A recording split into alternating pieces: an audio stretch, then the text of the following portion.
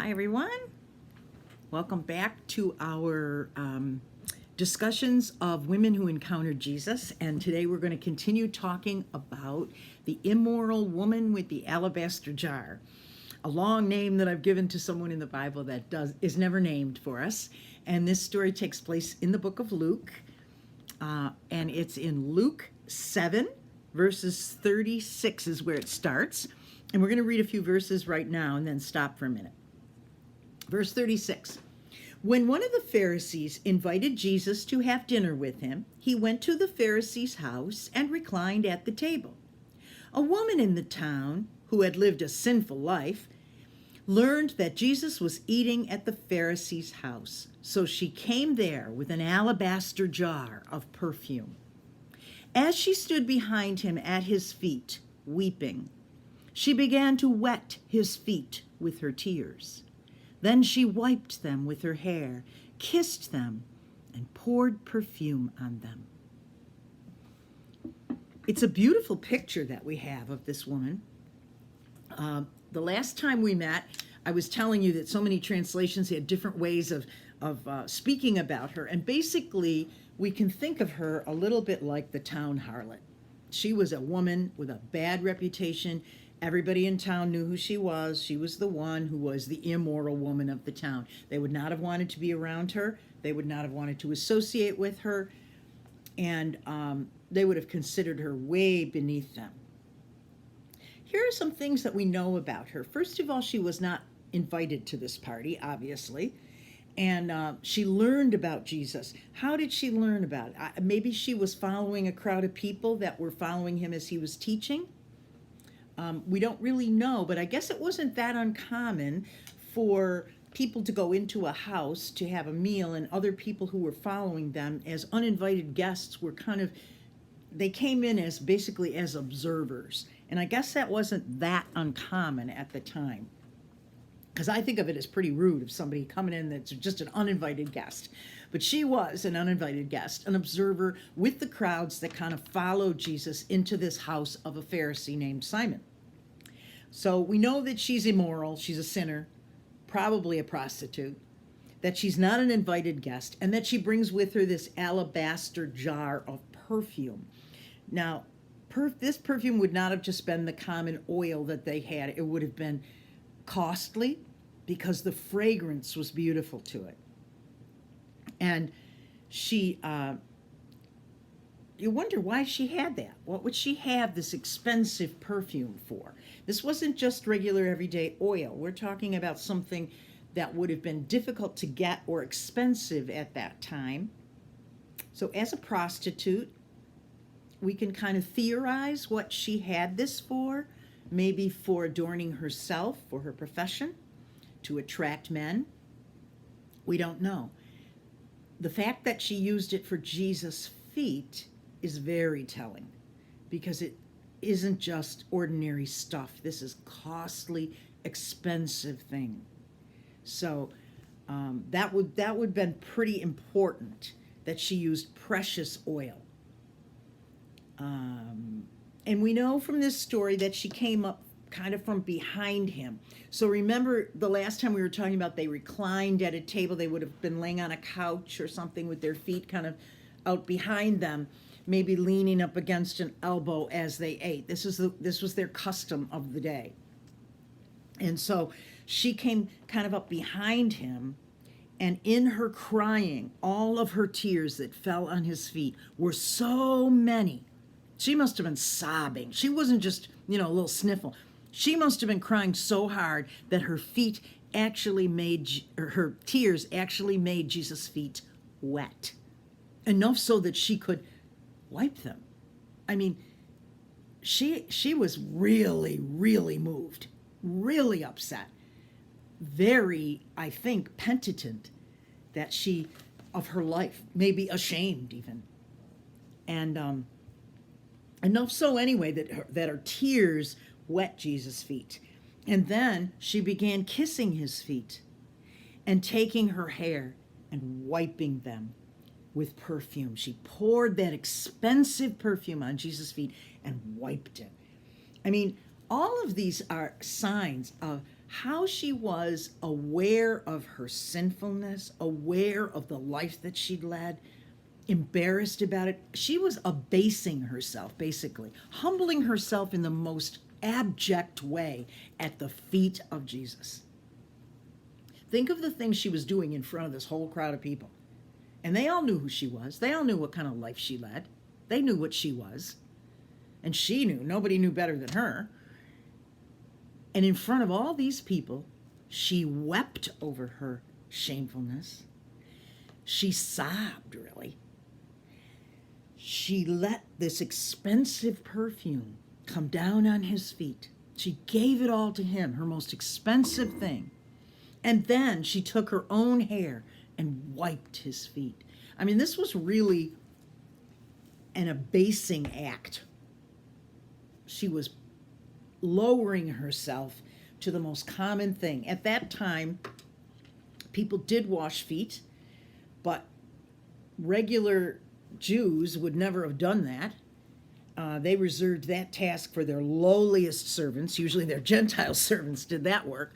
It was not something that a honorable person would do. This was a low, menial task. Think of it like cleaning the toilet or something. I mean, it was low, you know? It was honest, what she did. Very, very honest, but very, very menial, low work. So all of these signs, she showed her love for Jesus by doing this. But all of them were over the top, too. This wasn't just a little bit of love or a little bit of repentance. This was huge. Tons of tears, expensive perfume. Everything was over the top in terms of her feelings. She felt deep humility, overwhelming reverence and respect, genuine love, deep humility, abject repentance. And notice in this count, we don't hear any words from her. She doesn't speak at all. Doesn't say one thing. Her actions speak how low she is, how sad she feels about the way she's led her life, and how she recognizes Jesus' holiness in comparison to her complete filth. You know, the mistakes that she's made and the horrible way she's lived and the things she's done that she's ashamed of. She's feeling all of that when she's in this crowd, and she kind of is convicted of her sinful life. And she shows that in her actions.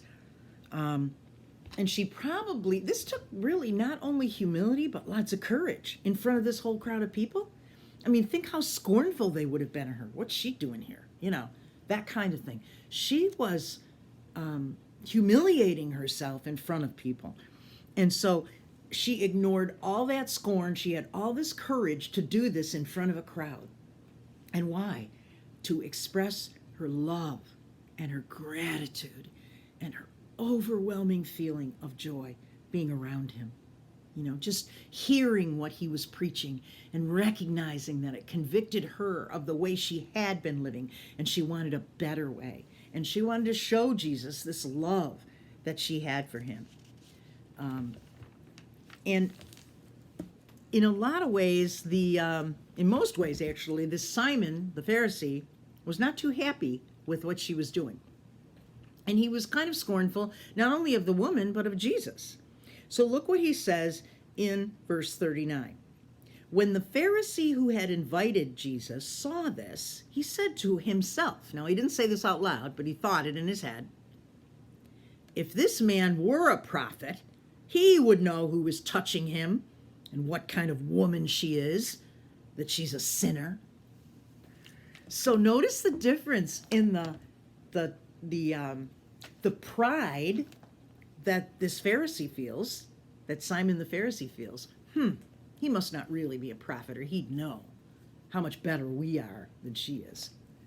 And contrast that with the humility of this immoral woman who wasn't afraid to admit in front of everybody what mistakes she had made in front of her life, you know, in her life, in front of everybody. And notice how her actions were out there. She didn't care who saw it. She was demonstrating how much love she had for Jesus. he wasn't saying anything, this Pharisee. He was keeping it in his own head, judging, but not really saying anything, judging it inside, thinking, I don't know about this Jesus guy, He's not much of a prophet. If he were a prophet, he'd know that this is a sinner. This is the town harlot. And she's touching him. She's putting oil on his feet. She's putting her hair on him. She's touching and kissing him. Disgusting. This is what the Pharisee is thinking in his head. There's such a difference between his pride and her humility. You can really see the difference in the way that they are reacting. He's thinking and judging inside. She's just laying it all out there in front of Jesus. In our own prayer life and in our own time with Jesus, we need to be less like this Pharisee and more like this woman. She is totally upfront and honest about what's going on here. And sometimes, even in my prayer life, I find that sometimes I'm not as honest with God as I need to be. Maybe that's because we're not honest with ourselves. We don't want to face the things we've done and the things we've left undone. The omission things, the times we should have reached out to somebody and we didn't, or the times that we've made choices that we know were wrong, but we did it anyway. And to be totally honest like that in front of God gives us such freedom. There is freedom in that kind of honesty, because Jesus says, "Come, I'm here. I'm waiting, and look at the people that I have welcomed to me." The Samaritan woman at the well, who was living with someone who wasn't her husband. The immoral woman with the alabaster jar, who obviously was a town harlot. And all the other people that he welcomed, so many other tax collectors and sinners. Jesus is not discriminating. He doesn't say, I only want the good people. Quite the contrary. He's saying, I'm here for all the people. Anybody who's willing to be as honest and humble as this woman. If you can picture her in front of the crowd, just weeping and crying over her own sin, and taking the most expensive thing she had, and maybe something that was symbolic of her previous life, maybe something she would have adorned herself with. And instead of that, she says, this is how deeply I feel and how changed I am. I'm going to take this beautiful perfume that was super expensive, and I'm going to pour it on your feet. And then I'm going to wipe it with my hair. It's a beautiful picture of total honesty and total humility before Jesus. She's a great model for us. And we're going to look later in the next session at how Jesus uses that humility and uses her honesty as a picture and a model to teach this Pharisee and to teach his disciples. So she's a great woman in Jesus' eyes. So bear with it, and we're working along through this story. I'll see you again next time. Have a blessed day.